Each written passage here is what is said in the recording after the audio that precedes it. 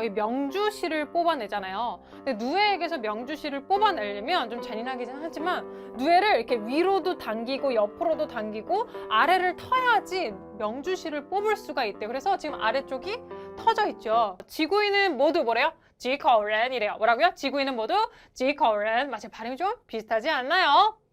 손에 손 잡고 뭐죠? 지구촌 우리는 모두 한 가족이라고 하잖아요. 그렇죠 여러분들? 그래서요. 가족이 어떻게 되세요? 라는 이 긴 문장을요. 사실 중국어는 지커렌 세 글자면 충분해요. 자, 발음 주의하시고요. 여러분들 발음 어떻게 한다고요? 그렇지. 지커렌이라고 발음하고 있어요. 자, 삼성, 낮은 음이 연결될 땐 발음하기 너무 힘드니까 앞에 삼성 몇 성으로 슉 올라가는 이성으로 바뀔 거예요. 그래서 발음 어떻게 돼요? 지커렌. 자, 이때 여러분 요거 잊지 않으셨죠? 큰 체크 표시처럼 발음하셔야 돼요. 지커렌 발음하면 틀린 거예요. 발음 어떻게 들려야 돼요? 지커렌, 지커렌, 지커렌. 지커렌 무슨 뜻이래요? 가족이 몇 명이야? 라고 묻는 표현이거든요. 자, 그러면 몇 명의 가족, 몇 명의 식구라는 표현이 바로 이 세 글자예요. 그러면 한자를 좀 볼 건데 첫 번째, 이 친구가요. 발음이 어떻게 된대요? G라고 해요. 원래는 삼성이니까. 한자 모양새를 좀 보세요. 한자 모양새가 어때요? 애매모호하게 생겼어요. 그쵸? 이게 뭐야? 수학 기호같이 생기기도 했고 한데 여러분 원래 이게 누에고치 모양에서 따왔다고 해요. 누에에게서 저희 명주시를 뽑아내잖아요. 근데 누에에게서 명주시를 뽑아내려면 좀 잔인하긴 하지만 누에를 이렇게 위로도 당기고 옆으로도 당기고 아래를 터야지 명주시를 뽑을 수가 있대요. 그래서 지금 아래쪽이 터져 있죠. 근데 사실 누에 한 마리에서 뽑을 수 있는 명주실이 몇 가닥이 안 된다고요. 정말 열심히 뽑아야 정말 몇 가닥을 겨우 얻는다고 하더라고요. 그래서 뭐예요? 물론 이렇게 얘기하면 좀 비하하는 것 같긴 하지만 우리가 암기를 위해서 지까짓게 노력해봤자 우리가 얼마나 뽑아내겠어 라고 해가지고요. 몇이라는 10 이하의 보통 작은 구체적인 수를 물을 때는요.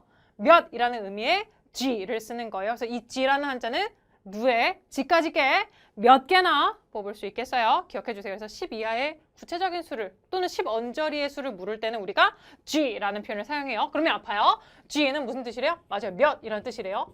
렌은 뭐예요? 사람이죠, 여러분들. 이것만 보면 그냥 몇 사람이라는 뜻이지 가족의 수를 묻는 의미가 그 어떤 거에도 없어요. 그렇다면 과연 누가 가족이라는 의미를 가지고 있는 걸까요? 그렇지, 누구겠어요?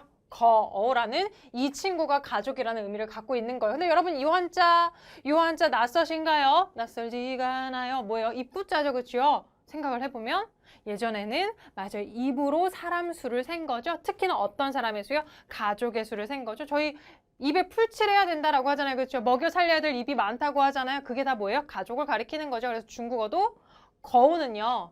숫자를 세는 양사예요. 근데 어떤 숫자를 세요? 가족의 수를 셀 때 쓰여지는 양사가 바로 이 거우 되겠습니다. 좋아요. 그래서 지커렌 그러면 식구가 몇 명이에요? 라는 긴 표현이 되는 거예요. 다시 한번 할게요. 지커렌 뭐라고요? 지커렌이라고 합니다. 자, 그러면 질문 갈게요. 내 식구입니다를 중국어로 어떻게 할까요? 그렇지. 지금 뭐가 궁금한 거예요? 요 자리가 G, 이 몇이라는 자리가 궁금한 거죠. 그럼 그 자리만 바꿔라. 그렇죠. 몇으로 바꿔줄까요? 숫자 4가 중국어로 맞아요. 숫자 4는 중국어로 스라고 해요. 그렇다면 바로 넣어줄게요. 내 식구입니다는 어떻게 해요? 스커렌 그렇죠. 스커렌 하시면 내 식구입니다 라는 표현이 되는 거예요. 그러면 여기만 있으면 물론 의미 전달은 다 돼요. 왜냐면 지커렌 할 때 거우가 너무나 당당하게 가족을 세는 양사기 때문에 다른 표현 사실 없어도 의미 전달은 되는데 완벽한 문장은 아니에요. 수로 동사가 필요해요. 그러면 동사를 누구를 써주면 좋을까요? 이거 문장 어떻게 마무리 지을까요? 여러분 생각을 해봐요. 가족이 물론 다 한 집에 살진 않지만 기본적으로 우리가 떠올렸을 때 한 집에 살고 있는 가족의 수가 몇 명이야를 지금 묻고 있는 거죠. 자, 그러면 너희 집에는 니지야라고 해요. 그래서 집이 중국어로 뭐래요? 지야. 맞아요. 집은 지야예요. 야, 너희 집에는 지커렌 몇 명의 식구가 있느냐라고 묻고 있어요. 자, 이때 있다라는 중국어 발음 어떻게 할까요? 그렇지. 거기 you라고 발음하시는 분들 분필이 있었으면 진작에 날라갔어요. 발음은 어떻게 돼야 돼요? 여 발음은 여 좋습니다. 무슨 뜻이었어요? 소유하고 있다라는 뜻이었죠. 다시 말하면 뭐예요? 이 집이라는 공간 안에 몇 사람이 이렇게 지금 소유되어 있느냐, 집이라는 공간 안에 몇 사람이 들어있느냐를 묻고 있는 거예요. 그래서 야, 너희 집에 식구가 몇 명이니? 가 중국어로 뭐예요? 你家有几口人? 다시 你家有几口人? 한 번 더. 你家有几口人? 그러면 야, 너희 집에 가족이 몇 명이야? 라고 묻는 표현이 되겠죠. 근데 사실 우리는 너희 집에 가족이 몇 명이니? 라고 묻는 경우는 잘 없어요. 그렇죠? 대부분 가족이 어떻게 되세요? 라고 많이들 묻죠. 그 표현을 중국어는 조금 더 직관적으로 묻고 있다라고 보시면 돼요. 절대 이상한 표현은 아니에요. 중국에서는 이렇게 묻고 있어요. 자, 그러면 바로 대답해 볼게요. 你家有几口人?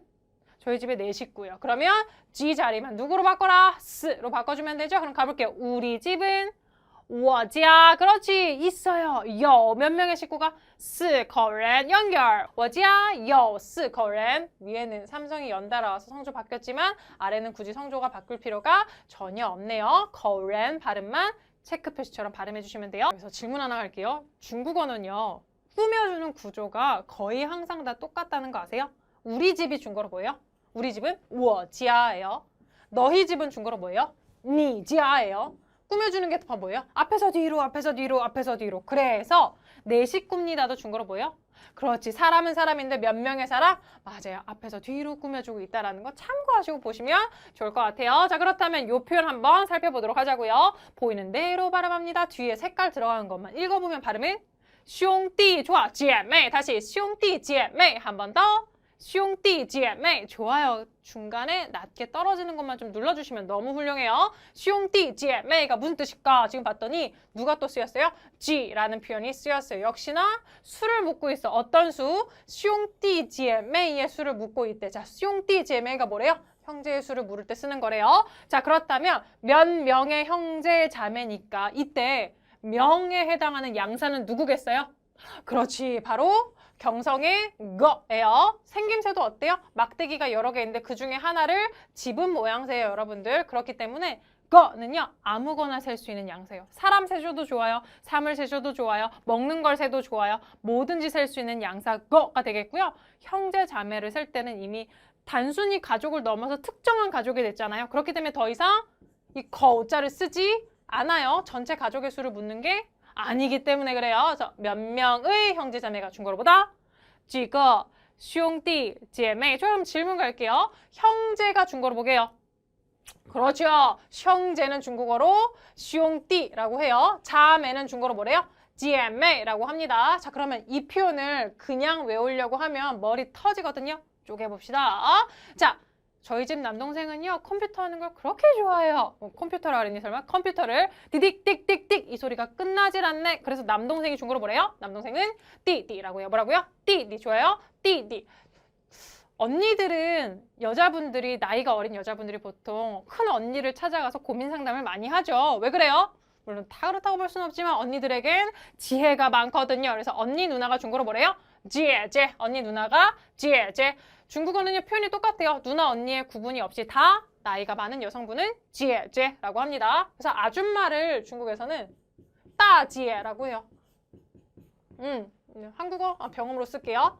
따지혜라고 해요. 이때 따는 나이가 많다라는 걸 나타내요. 그럼 가볼게요, 여러분들. 맴매를 부르는 여동생이 중국어로 뭐래요? 매매. 여동생은 매매라고 해요. 그럼 마지막. 형 오빠는 이렇게 표현이 되어 있는데 형 오빠 표기만 조금 달라요. 형 오빠는요. 이렇게 얘기하면 좀 죄송하긴 하지만 우리 외우기 위해서 트름을 그렇게 밥 먹고 꺽꺽꺽 해야 된대요. 그래서 형 오빠는 끄꺼, 형 오빠는 끄꺼, 형 오빠는 끄꺼라고 합니다. 역시나 형과 오빠의 구분이 우리는 없어요. 자, 哥哥, 弟弟, 姐姐, 妹妹가 만나서 형제 자매가 중국어로 뭐라고요? 兄弟姐妹가 되는 거예요. 자, 그러면 물어볼게요. 저요? 형이 하나 있어요는 어떻게 할까요?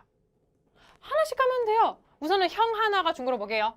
앞에서 뒤로 꾸며대니까 한 명의 형은 이거 뭐가 되는 거야? 哥哥. 그렇지. 이거 哥哥. 그러면 형 하나가 되는 거죠. 나에게는 형 하나가 지금 있는 거죠. 난 어디 가서든 형을 품을 수 있고 안을 수 있어요. 그러면 있다라는 표현 우리 뭐 쓰기로 했어요? 요. 좋아요. 그럼 갈게요. 저는요. 我 있어요. 요. 한 명의 형이. 一个哥哥 연결할게요. 我有一个哥哥 좋아요. 我有一个哥哥